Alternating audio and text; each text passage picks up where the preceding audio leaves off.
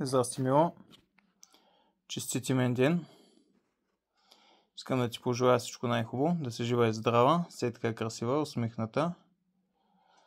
И да спомена пак, че се надявам, че това ще е последния имен ден, който ще имаш в този времеви период.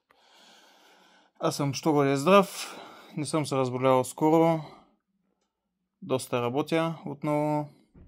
Днес почивам, естествено, като всяка година в твоя чест. Все пак малко хора имат привилегията да са жени за Дева Мария.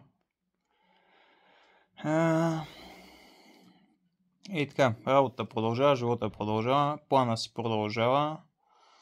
Имам вече и резервни варианти. В крайна сметка, ако до края на годината не успея да направя това, де трябва да направя, в началото на другата година с голям срам и позор и огромно разочарование в себе си, ако не успея да се видя с теб. И вече абсолютно нищо вече няма да е ясно в живота ми.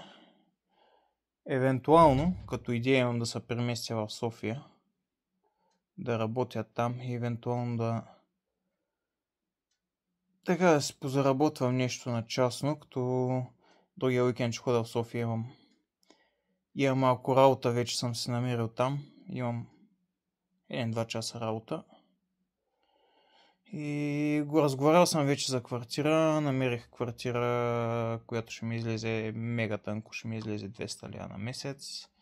И евентуално към края на годината, ако нещата вървят в същата насока, ще се ориентирам да се намеря и редовна работа, като събота и неделя евентуално ще почна да развивам пазара в София за дейността, с която се занимавам, като най-вероятно няма да е детайлинг.